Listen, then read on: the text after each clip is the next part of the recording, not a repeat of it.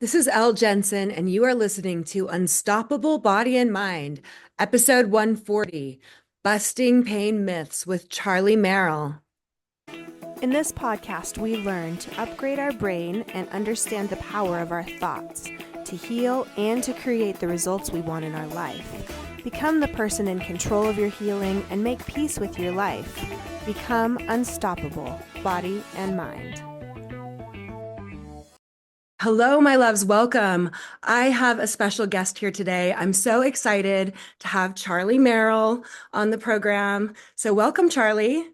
I'm so excited to be here with you. Thanks so much for hosting me. It's been we talked about this 2 years ago, and Yeah. it's so great that we finally get to connect. I know. Yeah. You were always so willing. And I was like, okay, first I'll take that clinician training. I wanted to absorb all the material that you had. And I don't know, I just all of a sudden thought of you one day and I was like, okay, I've got to email you. And then didn't you say you had thought of me for some reason? I don't remember the exact story, but like how the universe often works, like someone comes into my consciousness and then an email shows up in my inbox later in the day, and I'm like, that's so amazing. I love when that happens. And I had literally thought of emailing you probably 100 other times, but for some reason that day I was just in line and I was sitting in my car just waiting for something. And I was like, well, I'm going to email Charlie right It's now at this time. minute. This Let's is the do moment. this. Yes. I love it. Okay. Well, yeah, I've been super excited to talk to you because you're a physical therapist, probably one of the most well-known physical therapists in Oh, this mind-body space, maybe, if I do say maybe. so. Thank Um, you. some cool things I know you've done, uh, training with Dr. Schubiner, like actually putting on trainings with him, the clinicians course that you've developed, helping PTs learn about the mind body approach, become more open minded to it, and integrate it into their practice. Yeah, I actually just got off. I host a clinician call once a week, which is one of my favorite things in the whole entire world to do. And it's not just physical therapists, it's a real mix of osteopaths, chiropractors, psychologists, mental health clinicians, somatic coaches. And we Mhm. all get together and talk about ideas and share cases and problem solve. It's just so rich, and it's such a emerging, developing field of ideas and clinical strategies and science that it just I think it's very generative. I love doing it, working with clinicians. Yeah, I agree. I was part of it last year, and it is so amazing that there's so much research out there backing it up now. It's not like we're just hypothesizing and we're getting really woo. It's like this is research based and we're cutting edge. We're really on the forefront of it, I feel like. Yeah, we are just having this conversation actually in the group about like when do you approach this with a client, especially in a physical therapy setting when someone might be coming from a referring provider, their insurance is covering it, and they're expecting like more of a traditional approach. And my comment to them was like, we shouldn't be holding back. This isn't some like rare woo-woo idea that we made up. This is like 20 years of science. And so we're actually doing people a disservice if we don't share this with them, even when they're not expecting it. We want to be thoughtful, of course, but there's no reason to be shy about it, I guess, at this point, right? Yeah, exactly. Like, especially if it can help people. And um, I think one of the things that really stuck out to me from the clinician training, the main purpose that you see for most of physical therapy is really encouraging that feeling of safety, and that can be so much more healing than any modality that you use. We could talk about a lot of stuff in that regard, right? I mean, I think at the most foundational level, our job as physical therapists is to help people restore their sense of agency, um, to get back into their bodies and trust their bodies again. And so, working on reducing their fear about their body and about the pain itself is like step one, prerequisite. That's like what we do best, I think.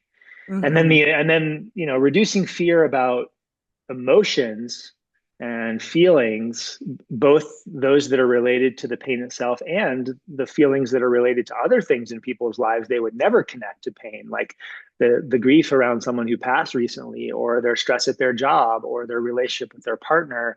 Those things have an equal and sometimes even bigger amount of fear value associated with them. So I think we see the best results clinically when it's appropriate, when we can also do that part. It does seem like a lot of people are, I would say for me, more people are open-minded to it than I thought they would be.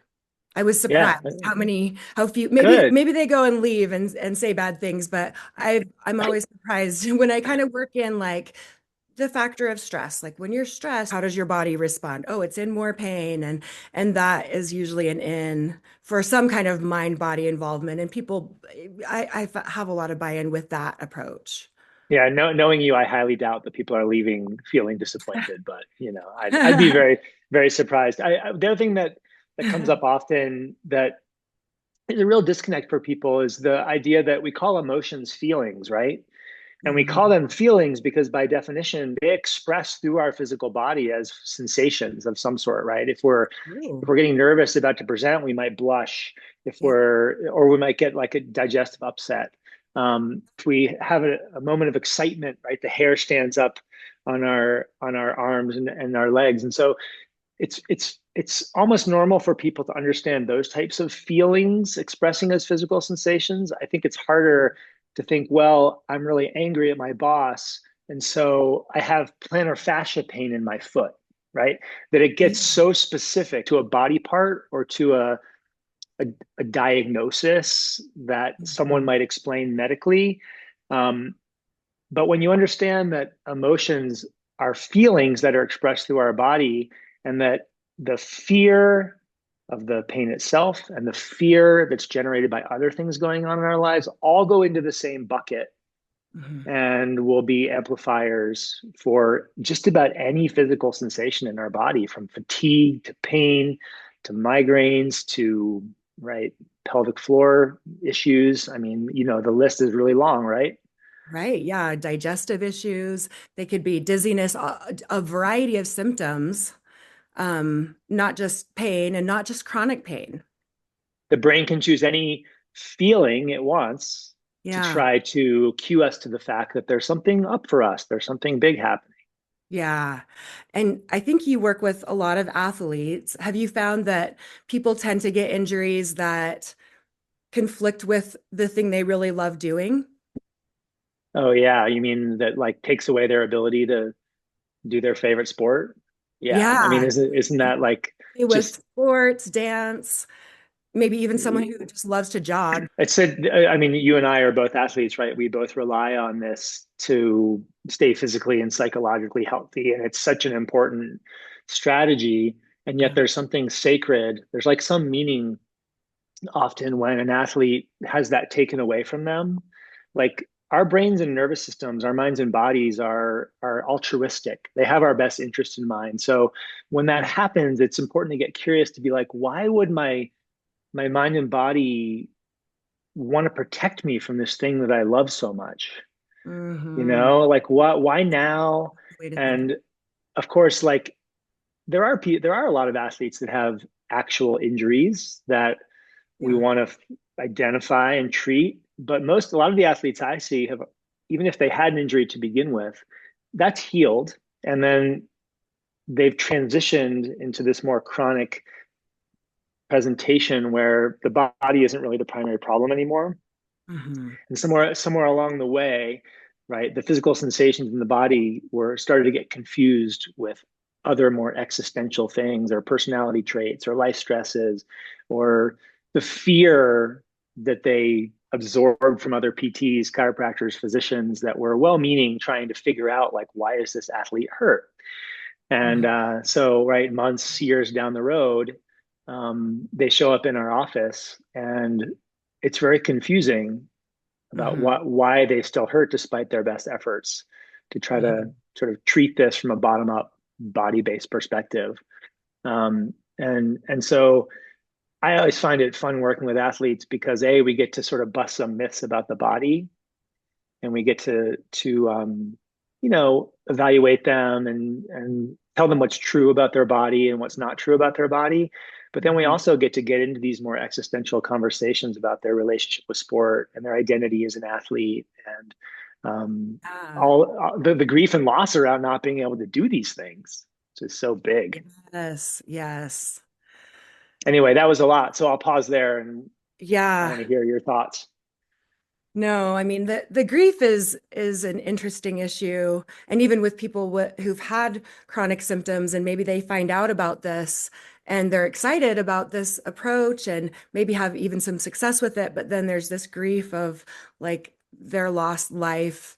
Maybe they've had some surgeries and wasted all these years and dollars, and so yeah, So sad. that can be an issue. Just working with the emotions around that, right, Yeah, can be yeah. so important to an athlete's recovery, on top of, maybe not always instead of, but on top of doing the body-based work of reconnecting mind and body and getting them confident in their body again. Mhm.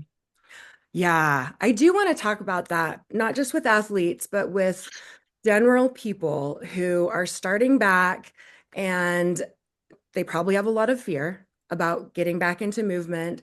And they probably have a lot of misconceptions about how weak they are, right? Like, do you feel like people generally underestimate their potential? Massive. Yes, so Massively, much. massively, Yeah. like Yeah, hugely. this guy I evaluated yesterday, he's a mountain athlete that hasn't really been able to do what he wants to do for a number of months. And he had this story about how deconditioned he was. And he's on my table and I'm strength testing him. And I'm like, dude, you're breaking all my records, right? For like Yeah, everything was so strong. Every test yeah. I did, I was like, how are you so strong?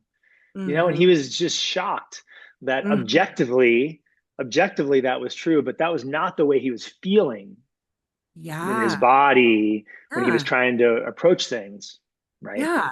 It's just like if you're in that state of fear, you probably are, tensing more, guarding more, using different body mechanics, whatever it is, you're kind of creating. I think even you'd said like you have more popping or sensations, when you're coming from this fear mode and you're trying to come back into exercise. Yeah, it's such a good point. Like someone could test really strong on my table, but then in a certain context where there's more fear, those biomechanical factors might really change based Hmm. on context. And Hmm. so as we're talking about this from a physical therapy perspective, it's important to recognize that there are a lot of body-based changes that we can see on exam or when we're watching someone move that are very real, just like all pain is real. These biomechanical changes are very real, but I like to think of them as a result of a brain and nervous system that's in a protective state or a state of danger alarm. They're transitory, right? They're not Hmm. permanent, Hmm. and they're not generally the primary cause of symptoms. They're more a result Hmm. of this danger alarm phenomenon, right? Yeah. I was just thinking of someone who told me she got up right out of bed and got all the way to the bathroom and didn't realize she was walking with a different pattern and had no pain because usually she would get up and walk a certain way. And, if she didn't experience that, I guess her brain would just forget it. But now that we've been coaching together, she realized that there are short amounts of time she might get up and do something instinctively, not feel the pain. But when she's getting up in front of her friends after everyone's been sitting, then she gets this pain and feels really embarrassed and limps and, so fascinating. Amazing. Yeah. I mean, you're sort of seeing the predictive phenomenon in action where the brain in that moment sort of missed, like there was a prediction error. And Mhm. it's such a cool way to build evidence for someone that maybe the way they feel isn't a true representation of the state of their body when they see these mistakes, these errors. And we can use that as clinicians, right, as a way to help someone update this prediction that the brain is doing away Yeah. from danger back towards safety, right? Yes. So, kind of thinking about that guy who tested really strong, what about people who actually test weak? Could that also be because of the brain? Is Totally. that? Like, yeah, the muscle, I call that more of an inhibition than a weakness, where Hmm. the muscle is losing power in the moment because there's fear, the person's expecting that Hmm. test is going to hurt or Yeah. it's hurt before. And Yeah. so, and generally as a clinician, we can kind of tell Hmm. when it's inhibition versus like true motor weakness. Hmm. I like to think that we can tease that out. But yeah, that's something that I try to tease out through testing and retesting. Hmm. And sometimes it'll hurt and test weak the first time, but then if I do it in a different context, or I do it later, or I do it even again right in the moment a couple more times, it gets stronger, it gets better, it hurts less. It's like, oh, look how interesting that is, how it can Hmm. change real Hmm. time. Yeah. Um, I think the physical, Mm. objective physical findings can be really confusing to people. Um, Yeah. be, Yeah. I think yeah, some and I people saw. affect them too in a certain context. They might be like, well, every time I go from sitting to stand, it is this certain way. And Mhm. I do feel like maybe the back is a little weak in that moment because of how we've trained it to be or whatever, and I've had that where it's a certain sensation every time I stand up. But one time I went to go grab the door and I just jumped up and didn't feel that. So you have to just be aware that your body can trick you in those ways, but just because you're kind of like showing a weakness doesn't necessarily mean that there's like damage there, that you're injured. And that's the same with pain, which not really everyone understands. Yep, exactly. Really, all symptoms, even pain being one of many symptoms that the brain can choose to try to protect us. Hmm. And yeah, the muscle might get tight, the muscle might get weak, right? The muscle might be in spasm. There might be swelling, a little bit of swelling in the joint. Determining as a clinician when that's a primary thing that needs to be addressed.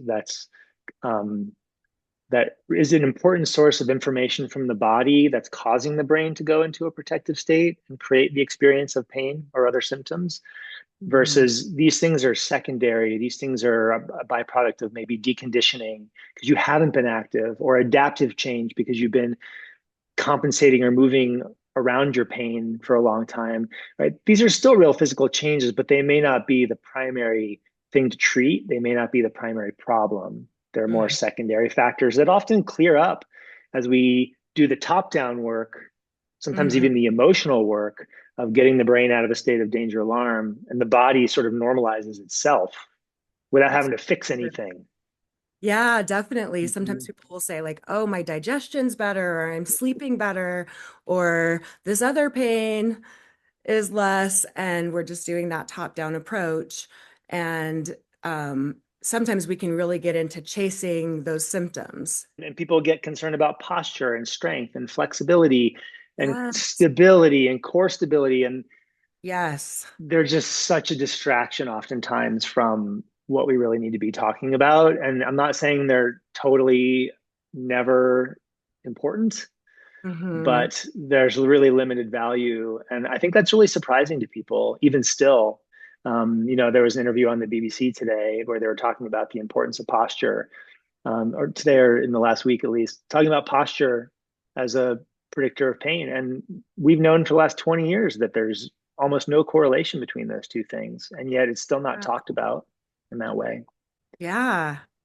One of my favorite quotes from what you were teaching was something about posture. It was like, the best posture is one that's always changing, right? Yeah, it's one like bit of little education I try to share with people. The Yeah. best posture is the next posture. There are no bad postures, right? Yeah, yeah, yeah. And it's kind of like developing this trust with your body that, like, okay, if I'm sitting a certain way and I can feel like my legs going numb, it's kind of going to sleep, I know to move. And like we have this general sense to kind of shift our bodies, and unless we're, there's some other factors going on, but generally we'll get that alert to shift or things like that. We can trust that. And we don't have to constantly be micromanaging for pelvis is anteriorly or posteriorly tilted, or if we're sitting up straight. And at the same time, you and I have been doing this long enough, right? Sort of working on bodies, manual therapy, corrective exercise, movement, like that stuff can help from the bottom up, because we're basically showing the brain through movement, showing the brain and nervous system that there's safety. We're really connecting the mind and body, and so that can work. It does work for a lot of people, but if it doesn't end up getting to the root cause of why that person hurts, like let's say there there's something in their life that's out of balance, right? It's only going to be temporary. It's only going to give them temporary relief. That fear reduction is only going to last so long. and then the bathtub or the bucket's going to fill up again as life continues to happen. And they might end up with a recurrent back pain flare up, or they'll get better for a few months and then the symptoms will come back. And that's what happened to this athlete I was talking about that I treated yesterday. Is over the course of the last 5 years, this pain has been coming and going as he's treated it, and he's gotten, modestly better for short periods of time. Mhm. And that leaves people feeling really frustrated because, like, the body stuff did work, the manual therapy and movement did work, but it didn't really get to the root cause. Mhm. And to come back to his case, not only did he test strong, but there really weren't any overt biomechanical issues that stood out to me during his exam. His exam was so negative, in fact, that on day one, I'm basically able to tell him, like, hey man, all the stuff you've been doing, hydrodissection, injections, PRP, you know, thinking about surgery, getting needling done, manipulation, exercise, like all this micromanaging of your movement, um, it's not going to get you where you want to get. Like, you have to have sometimes a really honest, direct conversation with people in that situation, because the objective findings just don't match the story at all. Mhm. Mhm. Yeah. And you could see that so much with people with fear, I'm sure. Just that fear changes the whole perception and then the output from the brain. Yeah, the things people hear from clinicians over the course of time, well-meaning clinicians, the Yeah. things they accumulate about their bodies Yeah. are are intense. I just had someone come by this morning to look at my yard to help with some lawn care, and this is a friend of a friend, and he's telling me about his supervisor who has this like chronic back pain. He's just asking what I do, and he's like, "Yeah, the doctor said that he had this guy's 34. The doctor said you have the spine of a 70-year-old." Oh my God. And he heard this one thing, and then he comes back into work and he's just talking about this all the time with his colleagues about how his back is really worn out and old and 70 years old. He's just reinforcing it over and Hmm. over and over again for Yeah. himself. And it's no wonder his back still hurts. That's all it Right. takes. Yeah, it's so true. It just makes me sad. Or when they're like, this surgery will last about 10 years, and then you'll start to have arthritis. And people were like, my doctor was right. Right at 10 years, I started. I'm like, well, yeah, he was right. And, it's like your brain is so powerful. Let's use that brain. Let's be aware of what you're being conditioned to believe. And like what you teach is your body is so powerful. It really has this innate sense of healing, right? You don't have to micromanage healing. It knows how to heal. It's not a car. That was another phrase that you used that I really liked. Your body's not just this car that you're running up the miles on, and every so often you have to get the tires rotated or changed, or right? Like the parts just wear out and you got to get a new knee and a new hip. Exactly. I actually challenged myself, funny enough, to make a post on Instagram yesterday comparing the body to a car Oh in order yeah. to sort of make the point about how you have this like amazing sports car, this big capable, off-road truck, but you're driving it around the neighborhood at 20 miles an hour. Like, you're so underusing it based Mm, on what it's designed for. And yeah. so that was kind of a fun experiment to see if I could, yeah, push myself to talk about the body in terms of a car, because sometimes people like that metaphor. Yeah, yeah, that's true. I But mean, you think of it like that too. And thinking of that, like, have you, because I know you yourself are always kind of like pushing yourself and doing extreme things. I don't know if it's doing extreme, stupid things with my body as an like, experiment, yeah. Hmm. I love seeing like people going to trampoline parks still because I love doing that too. And yeah, so have you been surprised with anything with your body? Like maybe you had a pain and then you were surprised it went away because it was neuroplastic or anything like that that comes to mind? Any fun Oh story? yeah. I mean, this is happening to me all the time. I like to normalize the heck out of this Yeah, phenomenon, yeah, to just destigmatize it, take the shame out of it. Like, this yeah. is this is just how we're designed as human beings. This isn't like a rare phenomenon that only happens to people with psychological trauma, right? Happens Yeah, to my kids, it happens to my wife, it happens to you, it happens to me. yeah. And for instance, like, these are reading glasses. I wear them so that I can see a little better. I had an optometrist tell me I had perfect vision when I was 40, but that when I was 50, I'd need reading glasses. And Oh guess my God. what?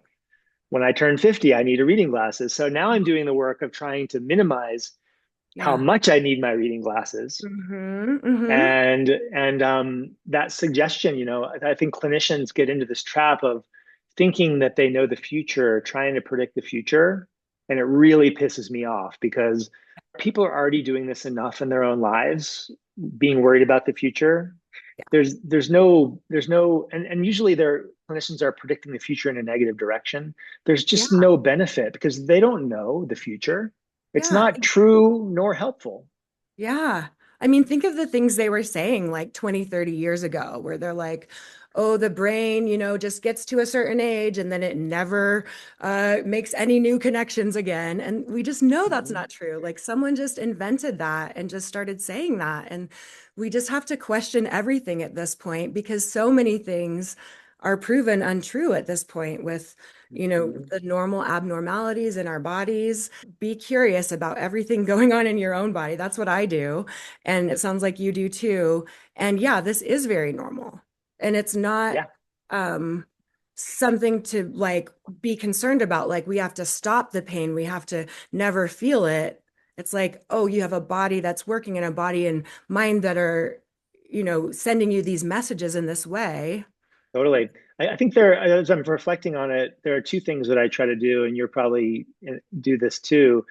If something happens to my body, like, if I'm learning how to slide a rail on skis and I fall off like I did last winter and like whiplash my neck and like fall backwards really hard, it's a scary moment. I'm Hmm. trying a new trick. I'm like, I'm intimidated. Um, let's just assume it's a potential for a real injury. I'm trusting my body. I'm soothing myself. I'm not letting myself project into the future and make up stories. I'm not going to worst case scenario, catastrophic thinking in those Hmm. moments. And I see over and over again how quickly pain turns off, or how quickly I heal when I Yeah. do that. I just sprained my ankle a few weeks ago, and it's almost always when I'm out in the middle of my run, so I have to run home, Mm. and I'm able to reassure myself and self-soothe. And generally within a day or two, it feels a lot better. It doesn't blow up into this huge thing. So that's Yeah. one thing I really try hard with myself to do, is when something unexpected happens that's scary, um, I can keep it from turning into something bigger. And then the other one is when I do have pain that comes out of nowhere, which happens all the time, or something that sticks around, um, then I can do the work of making the connections about, why does this make sense? Like, Hmm. why I'm in the middle of this run and suddenly my foot starts hurting. Like, Hmm. interesting. This is so interesting. I'm gonna get curious about this and investigate like why that might be happening now. Because nothing's changed with my shoes, nothing changed with my running volume. I'm out here having a great time. Hmm. What's coming up for me right now? What might be coming up for me today? What happened at work? What happened in my relationship? What's going on with my kids? What else Hmm. could be going on that might help explain this? And that's another way to sort of short circuit these more acute new pain flare ups before they turn into something more chronic. Do you do something similar? Oh, yeah, absolutely. Sometimes I even find myself I've switched so much. I'm like thinking of what's going on emotionally before I think of the physical. And I've also found that sometimes, okay, so I think I like bumped something off the shower ledge and I had a quick reaction and like a jolt that probably would have normally had my shoulder sore for a few days. Like it really felt like it, jolted and, clanked or something. And I was in the shower already, so I just let the warm water on and I'm like, "Oh, okay, that was scary, but I'm fine. Nothing even fell. I don't even know why I jolted like that, but like I could feel those muscles just kind of loosen up as I soothed myself because I think normally that would have been something that I might have, perseverated about and been like, oh no, I think I just injured my shoulder. What a stupid way to hurt my shoulder. You know what I mean? It would be like this whole story versus just, oh, it just was like this kind of little scary thing for my nervous system. And wow, it feels better already. Oh, I'm moving it. It feels great. Yeah, You know, two things I think of when you tell that story. Like, first of all, why is my nervous system in such a reactive state that I jolted so hard because something fell off the shelf? Like, yeah, what's yeah, going on for me in that moment, yes, yes. right?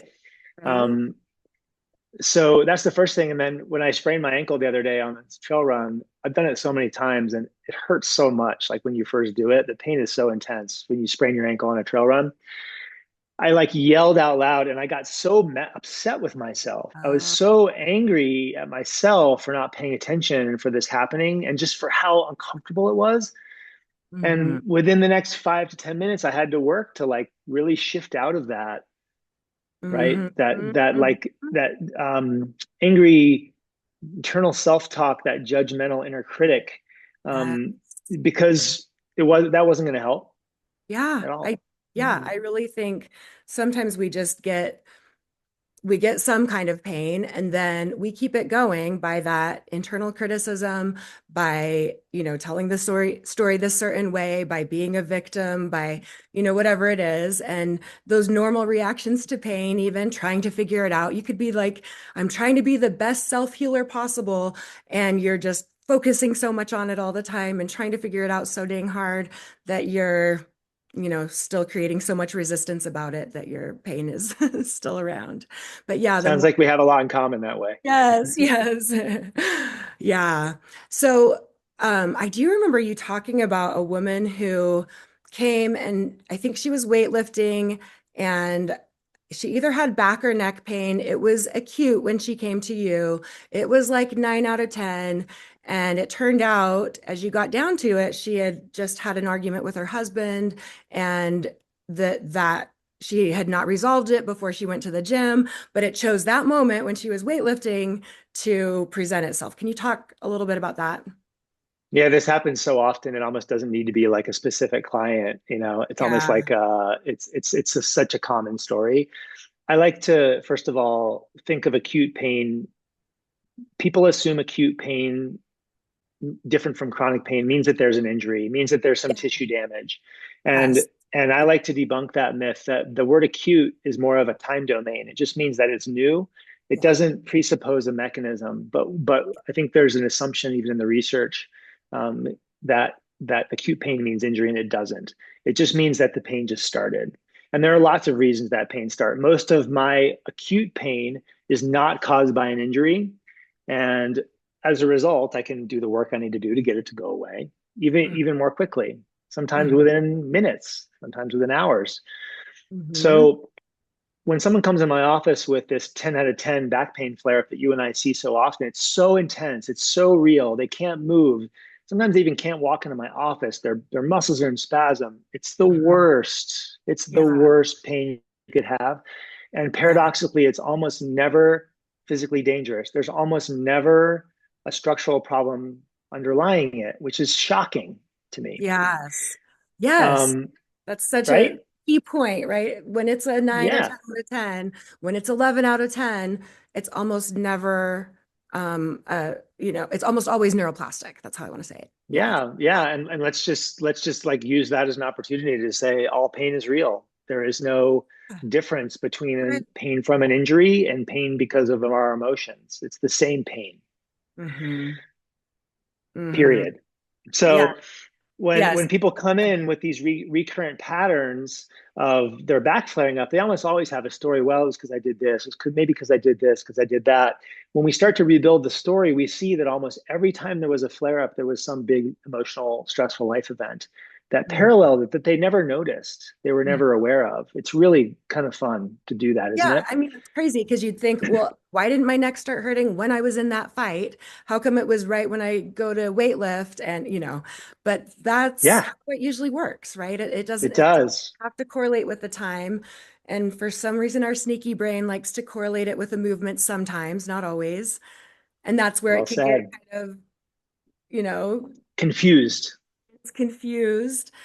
But just because it happens when you're exercising or moving doesn't mean that's what caused it. Yeah. Yeah. Even my ankle sprain, right? It hurt a lot in the moment, but by the time I got home, it didn't really hurt at all. The next morning, it was a little sore. So I had a real injury. But Yeah. when you understand that pain is your brain's opinion of how much danger you're in, and that my self criticism was increasing the danger, I could Mhm. turn that volume off really fast. Even though I probably had a week or two of healing that needed to happen, I didn't need the pain to protect me from that. Right.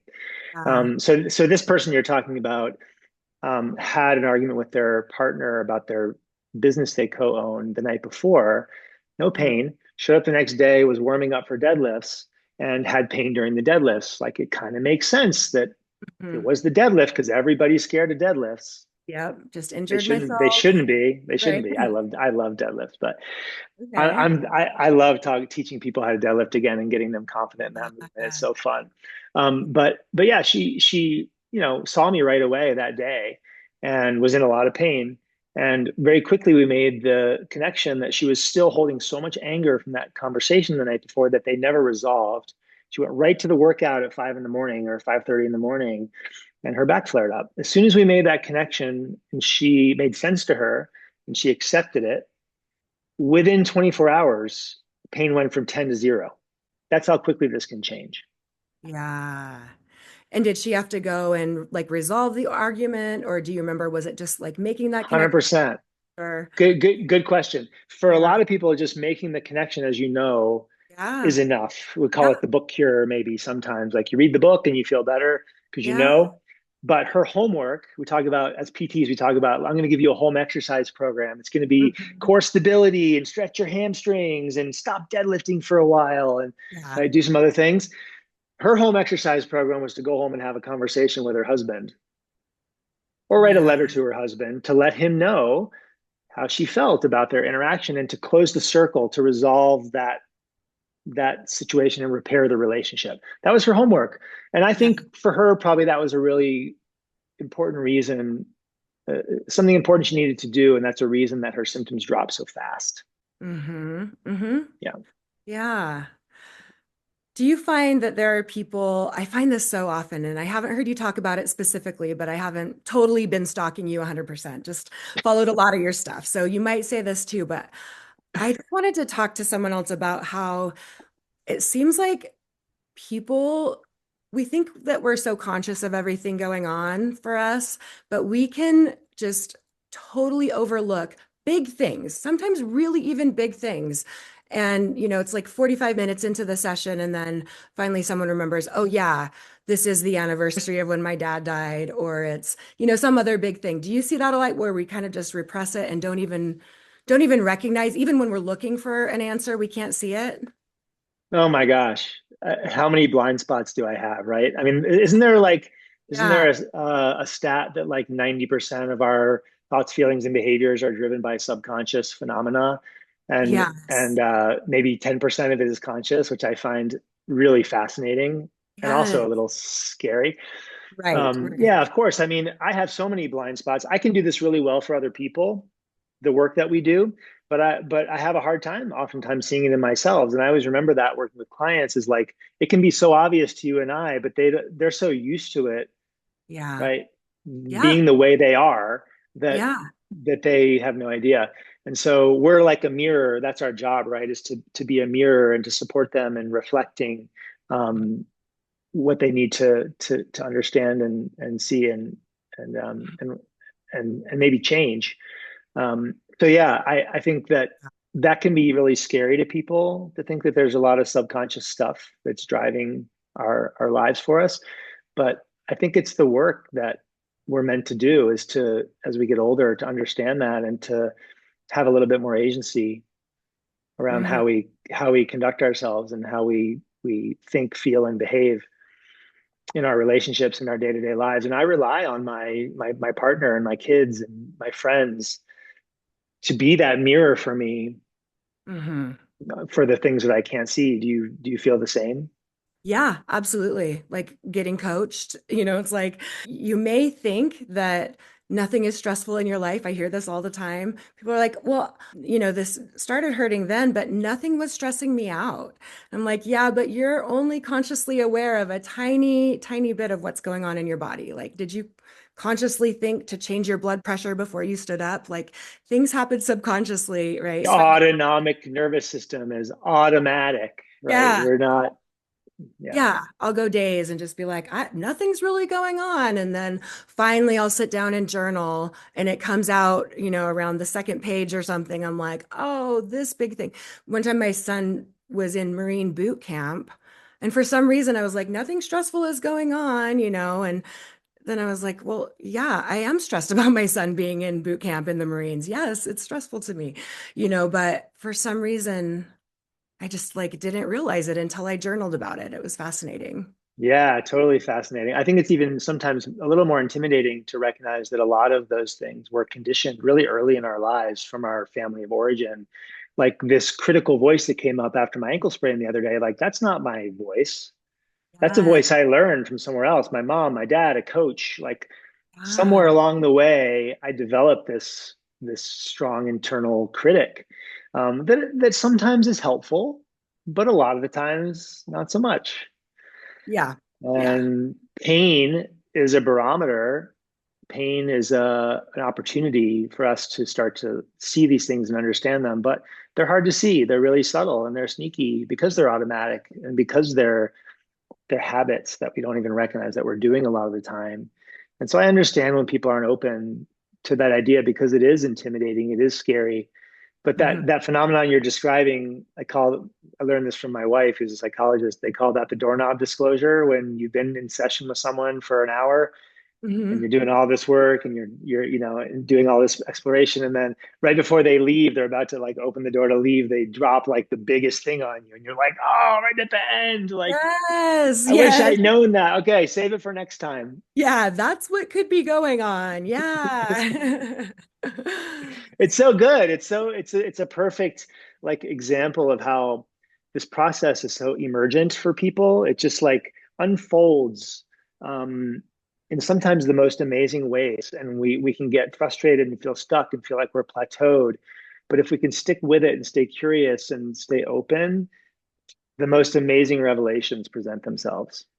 Yeah, yeah, it's like a spiritual journey. Who would know that your knee pain is telling you more than that? Maybe you're a people pleaser, maybe you're a perfectionist. I was all of the personality traits, 100% of them, 110% of them. So yeah, definitely I can relate. What about someone getting back to movement and they're starting to have some pain? There's that Twin Peaks theory. I don't know if you want to describe that or how you explain to a patient when they might have pain getting back to something that it doesn't necessarily mean injury. Yeah, good question. I'll kind of use my car and truck metaphor that I talked about on Instagram yesterday. This idea of people understand the idea of a governor. Like Hmm. there's a car that can go 100 miles an hour, but it's got a governor on it. It's only allowing it to go 20 or 30, right? And Hmm. so we have this feeling, this inner experience, like we can only do so much before the brain and nervous system go into this protective state. And the Hmm. more fear we have, and the longer pain has been there, the governor comes down and down and down to limit us more. And so we're resting and we're doing all these things we think are the right thing, but we're losing capacity. Hmm. And so that car can still go 100 miles an hour, but it doesn't feel like it yet. And so the process is helping people through a gradual exposure process feel safe enough to start to push up against that ceiling, knowing that there's going to be some sensitivity, knowing that there's going to be some pain or other sensations. There might be even some flare ups, but that they're so far under their physical capacity that that doesn't mean they're doing any damage or injury or starting themselves over. It's simply the nervous system going back into danger alarm. If we Hmm. stay in the safe zone and just drive that car around the neighborhood when it's meant to be on the racetrack or on the trail, nothing's going to change. We Yeah. have to bump up against our limit through a process of exposure. Hmm. Physical exposure and emotional exposure are actually very similar. We're having to do this through gradual exposure to those sensitive things in order to gradually start to move the governor back up to where it's meant to be again. Does that make Hmm. sense? Yeah. So if someone is just trying this gradual exposure and they have pain, it doesn't mean that they've necessarily injured themselves. In fact, they probably haven't because they're so sensitive after those neural pathways have been developed and so strong that even sub threshold, way below the threshold of injury, you're getting a pain sensation. Yeah. Way below, Way way below. below. Yes. Okay. Right? For a lot of Yes. people, like this athlete that I was talking about earlier, who was having some foot and ankle pain that was holding him back. He had this narrative that it was a tendinopathy, that it was Mhm. not a tendonitis, but a tendinopathy, and he was worried that the tendon couldn't handle things, and he'd been treating it that way, and it hadn't been working. As long as he believes that the tendon can't handle the load, he's going to hold himself back. And guess what? His world got smaller and smaller. His capacity for movement got smaller and smaller. And so I'm asking him to make a really big change to trust me and say, hey, listen, that tendon doesn't feel like it can handle a lot, but it can. And we need to shift beliefs so that you can start to prove that to yourself through doing, through action. There's no time in the future when this is going to happen. There's no amount of rest or healing or PRP or stem cells or EPAT or whatever, shockwave therapy, that's going to get you there. Mhm. You're going to have to prove it to yourself. And that's a big shift in belief to even feel brave enough to do that. And so I also recognize, like, after 2, 3, 4, 5 years of suffering, how frustrating would it be? How much, I don't know, like grief and shame and regret would you have to realize that, like, all along I could have broken out of this if I just known something different. Now I've been holding myself back for so long. Now you're telling me it's for no reason. Now you're telling me, right? Like, that's a Mhm. huge thing for an athlete to Yeah. accept, isn't Another, it? yeah, another one I've heard a lot of is like there was some doctor that they hated because the doctor told them it was like mind body in one way or another. And then they like hate realizing that that one doctor was actually right. I'm saying it with air It's quotes. hard to reconcile. Yeah, Yeah. to have less pain doesn't always mean that there's less emotional pain. Thinking Right. about it. Really hard. And yet when he starts to do that, he's going to have so much fun. It's going to be so exciting. It's going to be amazing for him. Will he have to reconcile some things? Probably. But the joy of being able to get back to being an athlete is so far going to outweigh that, once he gives himself permission to do that. And you know this because you've worked with enough people to this point of recovery where no one looks back and regrets their 5, 10, 15-year journey, because as they start to get back in their body and move, do their thing again, and they start to work out some of these more existential themes, Mhm. emotional themes, they can see why all along there was some pretty deep meaning there for why they ended up in that situation, That's a right? good, yeah, absolutely. Yeah. And that maybe it had to come to this point before the timing was right to accept this way of thinking. And, it's a journey and it's not about just getting to a destination. No, Yeah. Okay. no. Well, I'm I'm curious about smudging. I feel like that I've never talked about it, and I know you've talked about it. And I think it's a term that people might like to hear. It's not about sage. It's not about going around the house getting rid of evil spirits, and that's fine too, but it's not that. Could you talk a little more about smudging and what that is? Yeah, sure. Smudging is an interesting phenomenon, and there's not a ton of research on it. The NOI group out of Australia teaches about it. There are a few studies that have looked at basically how the brain's perception of the body loses clarity, gets out of focus, gets blurry, kind of like me without my glasses. Like, Mhm. it loses clarity, um, when we've had pain for a long time, right? Yeah. Or when there's a lot of fear. There are lots of reasons that there can be a loss of mind body connection, let's just say. So if you've ever looked up the homunculus on the internet, there's this great art piece in the British Museum that shows how the brain sees the body, and the hands and the feet and the tongue and the eyes are really big. It looks like a mutant, and the rest of Yeah. the body is relatively small. It gives you a sense for how much brain space is dedicated to different parts of the body. There's a homunculus that's receiving information from the body's sensory information, and then there's a part of the homunculus that's sending output back to the body, motor output and other information to execute movement, let's say. So the I sort of describe the smudging phenomenon as like, walking into a dark room. There's a lot going on, you can't see anything, or walking into a busy space with no glasses and you can't read anything and you can't really tell what's going on. Like, there would be a lot of fear, wouldn't Hmm. there? If you were in that Yeah. situation. So when the brain's not accurately perceiving information from the body, or when it's not getting good information from the body, or it's misinterpreting it from a Hmm. place of fear, Yeah. pain makes a lot of sense because it's our brain's way of trying to protect us from going into that room or from not putting Hmm. our glasses on so we can Yeah. see. Yeah. So that's kind of how I describe the phenomenon of smudging and the brain losing perspective on where we end and where the world begins is a really scary thing. And so it makes symptoms make sense.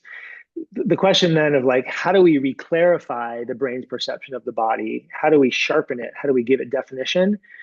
Right? It's not Yeah. by wearing really foamy Hoka shoes and Hmm. orthotics and trying to protect our feet. Yeah. You Yeah. know, it's not by moving less Right. and resting. These things just deprive our brain of the information that it needs, the accurate information it needs to Yes. to have a good perception of where we are in space. And so this is another like argument for why movement is so important for chronic pain. Why we need to give people permission to start doing that is because we need to be feeding through this amazing sensory organ we have, this body. We need to be feeding the brain information that's safe, that's safety Yeah. information. And Yeah. that's a tricky process some of the time when people have learned movement isn't safe. But we Right. need to feed the brain information so that it can regain clarity. That makes Hmm. sense? Yeah, absolutely. Yeah. Yeah, great explanation. Thank you. I've heard of the noisy neighbor principle, where it's basically like, imagine an apartment building where someone is loud and then that wakes up the neighbor, and then they're shouting, be quiet, and then the dog is barking in another apartment and a baby's crying, and next thing you know, the police are called, and just kind of about how one area being, triggered or having some kind of information can actually spread. And I've had that with myself in the body, where it started out with just this little part of my face. And next thing you know, my whole face feels really funny and numb. But luckily, I remembered it was from seeing this picture of when I'd had this implant done. It was like the timing was so crazy, where I had seen this implant redone and I was like, oh, I hope I don't have to have that again. And I started getting this facial pain and it started spreading. And I was just at that point, I was just like amused by it. I was watching it. I just learned of the noisy neighbor principle. So I was like, okay, here's a little, metaphor, a personal experience of it. But yeah, I've had that with. Yeah, and you can imagine like just the trauma of the procedure is enough to start smudging the brain. Then you see the image and the fear of Yes. that adds to it. And then you start Yeah. to have the symptoms, and the fear of the symptoms starts to become its own driver of the Hmm. sensations. Now, let's say you hated the doctor. Let's Hmm. say the clinical experience was really terrible and the Novocaine, application of the Novocaine was a nightmare, or the nurse or the front desk was really annoying and you had big emotions around that, right? That's also part of that Money, or yeah. That was what it was for phenomenon. me. I had an implant that I had to have redone. And I was like, that money, I had to pay for it to be redone. They don't give you a warranty or anything. And yeah, and that I think targeted it. And when I told my dentist about it, it was so funny because he's like, well, yeah, stress, you can clench your jaw and then you can start to have nerve pain from clenching your jaw. So I was like, okay, we're kind of almost speaking the same language here.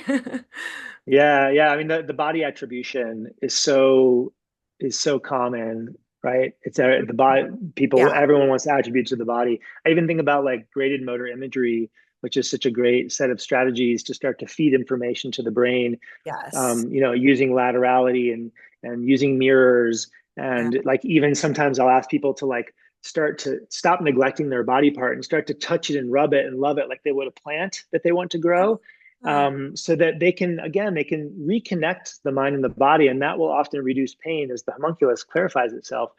But the yeah. challenge with things like graded motor imagery is sometimes it inadvertently or advertently reinforces that the body is the problem again. And Uh, so I like to be able to apply sometimes these bottom up body based strategies, but mm, with a different why, with a different explanation for why are we doing this, right? We're not Yeah. doing this to fix your body. We're not doing this to change your fascia. We're not doing this to Hmm. fix anything that's broken, because there's such a strong societal bias that I don't think people even recognize, Yeah. to attributing their pain to some physical vulnerability. Really, yeah, it's just pervasive that, and still I even find myself thinking like, what did I do yesterday? Oh, I did yoga yesterday. And then I'm like, I do yoga like 3 times a week. That didn't do it. And you and I being physical therapists, I think we're probably both advocates for sort of these bottom up strategies. Like, we don't want to neglect the body. We don't want the pendulum to shift from everything's my body to everything's my brain either. Right. We want to recognize and honor that they're not only connected, but they're the same. The nervous system lives in the body, right? Yes, They're exactly. one thing. And so Yes. how can we, in good faith, without creating fear, continue to do the bottom up body based strategies that we do without reinforcing this old narrative of there's something wrong with your physical body? And I think that's the trick. I think that's the hardest part for us as clinicians, to shift out of that Yeah, old mindset. absolutely. Yeah, it's exciting and fun and always Hard. challenging. Yeah. Yeah. There was something you said that I wrote down. I don't remember where it was even from, but probably one of your courses. But it was the brain learns by mistakes. Can you tell me more about that? Do you remember saying that? I do, yeah. And this is like really good, just foundational pain neuroscience stuff that comes from people like the NOI group and Adrian Lowe. The Hmm. brain learns by mistakes and surprises. Hmm. It's kind of a funny way to say it, Yeah. but the emerging model of how we can conceptualize pain is based on prediction, and the idea that our our our human beings, we navigate the world using prediction. So if we're driving a car down the road and someone's coming over into our lane, our brain's going to predict I should probably slow down or speed up or move out of the way, because otherwise I'm going to get in a crash. And Right. so this is the brain is doing this all the time outside of our conscious awareness, whether we like it or not, based on lots of things, mostly from early life conditioning, past experiences, expectations. And we want this to happen. We want this predictive phenomenon. But when it comes to pain, once pain starts to get paired with bright lights or sitting or certain shoes or certain movements like deadlifting, right? Hmm. Every time we do that thing, the brain is going to predict danger, and we're Hmm. going to have symptoms. Hmm. And so we'll start avoiding things. And this type of prediction is not so helpful, right? We saw the male figure skater, is it Ilya, in the Olympics? Hmm. He had automated this figure skating performance so much, but in that moment, the stress was so high, the anxiety was so high, that his brain shifted from predicting this perfect routine to predicting danger, and the routine fell apart and the automaticity fell apart, right? His brain in that moment felt like he wasn't safe. And so all of his learning went out the window. It was a mistake. It was a surprise. Does that Hmm. make sense? Yeah. And so prediction can work in our favor. It can work against us. In the case of pain, it's often working against us. And so we're trying to introduce a prediction error. This is what happened to this figure skater. He had a prediction error. We're Mhm. trying to do that for good in this case. We're Mhm. trying to introduce a mistake or a surprise. So the brain says, oh, deadlifting isn't dangerous. This was the exception you were talking about. Oh, I just got up and did that and it didn't Yeah. hurt. Oh, Charlie, I'm in your office and I can deadlift and it doesn't hurt at all. That's so weird, right? That's a mistake or a surprise. The brain Hmm. has to take in that information and say, that just violated my expectation. What do I do with that? Yeah. And if the mind and body can recognize that, we can introduce a mistake and a surprise, and it can change like really fast. Sometimes it's incremental through lots of Hmm. little mistakes and errors and surprises. Sometimes it's like, boom, one big one. And the Hmm. person's like, wow, I can't believe I just did that. Hmm. Hmm. And Yeah. then they're off to the races. Yeah. Yeah. I love that idea of like detective for the opposite. You're looking for, oh, my back always hurts when I'm sitting and driving, and they notice it's driving to work that it hurts and driving home from work it doesn't hurt. And you're starting to notice those mistakes of prediction. And also I like the idea of like when you do make a mistake, say you do have pain and you're being really hard on yourself, that's the perfect time for learning, right? It's not like, okay, now I've just messed it up. And like you said before, I'm back to where I started from. Oh, this won't work for me. No matter what I try, it doesn't work, whatever. But like, this is an opportunity that my brain can learn even more, right? Than if I didn't make that quote unquote mistake. Yeah. That's right. Even this guy who came, his the guy that came to look at my yard, his supervisor, right? He has a prediction now that his back is a 70-year-old back, and his Yeah. brain isn't going to make a decision based on what's true.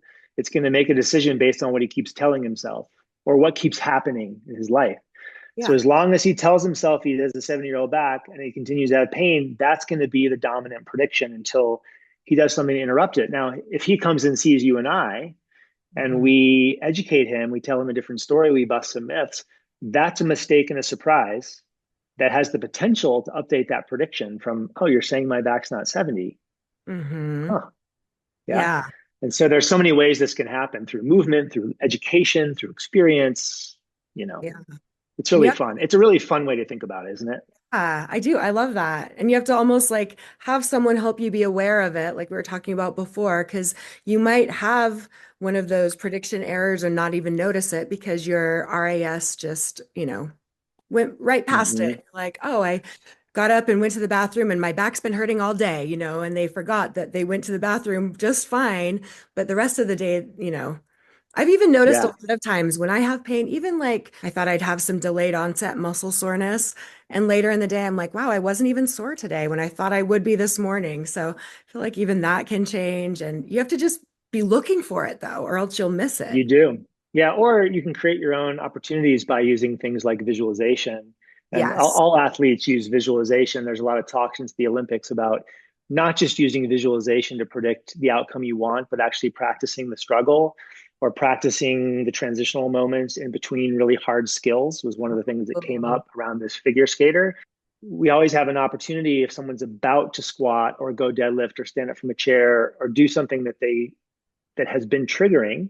We use visualization to interrupt that prediction, which is already in motion at that point, hmm. to try to give them a mistake, a surprise, a new experience ahead of doing it, and Hmm. then do it and be like, oh, wow, it didn't hurt because I visualized the experience I wanted to have or the way it used to feel or the Yeah. outcome I'm sort of looking for. And that's an incredible way to deliver a prediction error, to update Yeah. prediction so that people have a new experience. Like we can um, contrive that or create that, not just have to wait for it, I guess is what I'm saying. Yeah. Mm-hmm. And sometimes even when they imagine it, they'll feel pain or they'll feel kind of guarding of that area or a focus on that area. Just imagining doing a deadlift, their back starts to tense up. But the visualization is such a strong way and it's totally safe. You could do it without fear of injury. So you could visualize. And I'm often surprised how many times people have fear of doing it, even in their imagination, or they can't imagine doing it, right? They can imagine all these things and then can't imagine running or something, So that's such a good place to start. Yeah, I love that you said that. Like they haven't imagined it, or they can't imagine. They haven't even tried to imagine doing it yet, and so no wonder they keep getting Yeah. the same result every time they do it. Yeah, absolutely. Yeah. Hmm. So using that power of the brain and along with combining it with movement and I think like one thing I really get from you is how important movement is. And so I really appreciate you coming and talking about that and that emphasis that you have. And would you say there's anything else, anything that comes to mind that I know we've really talked about such a wide variety of things. I got all my things checked off, I think. So, um, Nice. yeah. Anything else that you want to say before we end today? Maybe advice for anyone or anything that hasn't come up yet? I mean, yeah, it was a great conversation. I appreciate you hosting me and putting together that list of questions. I know we went in all kinds of different directions because, that's how our minds work, right? Yeah. Gosh, a piece of advice to share.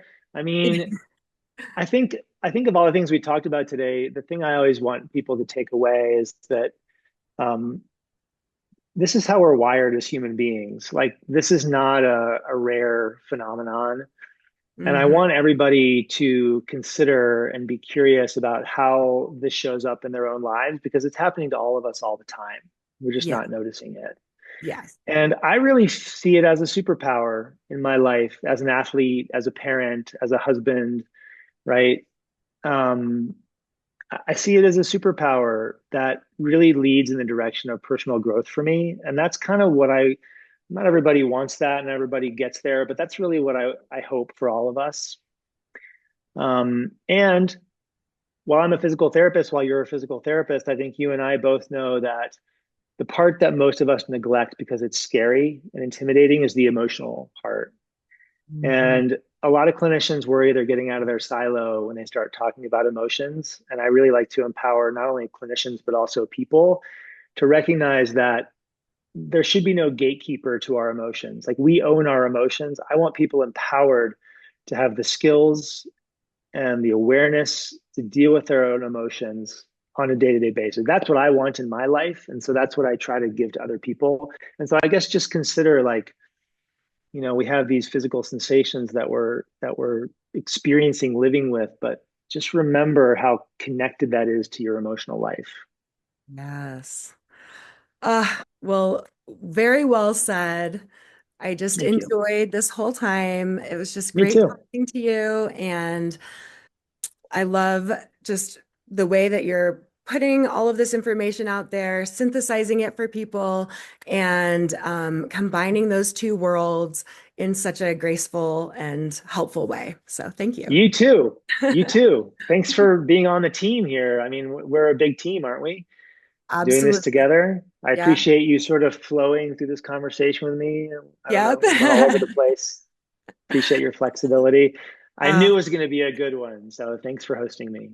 Okay, well, yeah, my pleasure. And we will include any kind of links that you have for us as far as your clinician training, your where to find you, where to follow you. And if you're lucky enough to be in Boulder and can go in and see you personally, like that would just be a dream, I bet, for so many people. So that's where he's at. So go find him And I there. do a lot of my work virtually now Oh, yeah. anymore, but I Okay, always yeah. love seeing people in person. So Yeah. yeah, if you're in Boulder, look me up and There's let's no reason connect. to. Yeah.